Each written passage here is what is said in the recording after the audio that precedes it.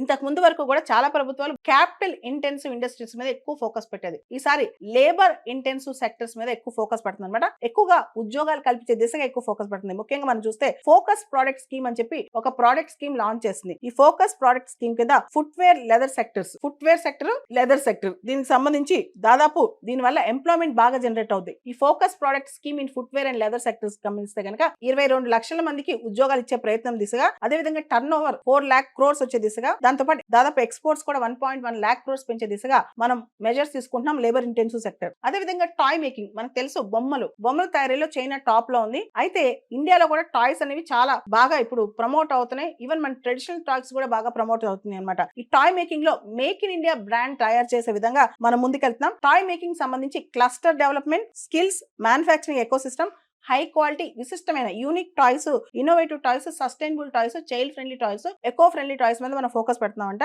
తర్వాత మనకు తెలుసు ఫుడ్ ప్రాసెసింగ్, ఆహార ఉత్పత్తి అనేది కూడా మనకు చాలా ఇంపార్టెంట్ అనమాట. కొత్తగా national institute of food technology అనేది బీహార్ లో ఎస్టాబ్లిష్ చేయబోతున్నాం. ఈ బడ్జెట్ లో గమనిస్తే బీహార్ లో చాలా కనిపిస్తున్నాయి. మకానా బోర్డ్ అని, national institute of food technology అని, ఇలాంటి బీహార్ లో చాలా కనిపిస్తున్నాయి అనమాట. నేషనల్ ఇన్స్టిట్యూట్ ఆఫ్ ఫుడ్ టెక్నాలజీకి సంబంధించి ఫార్మర్స్ ఇన్కమ్ ఎలా పెంచాలి, ఫార్మర్ స్కిల్లింగ్ ఎలా పెంచాలి, ఫుడ్ టెక్నాలజీ సంబంధించి ఆంటర్ప్రినర్షిప్ ఎలా పెంచాలి, ఎంప్లాయ్మెంట్ ఆపర్చునిటీస్ ఎలా పెంచాలి, ఇవన్నీ కూడా చాలా బాగా మనం ఫుడ్ టెక్నాలజీ మీద ప్రమోట్ చేస్తున్నాం.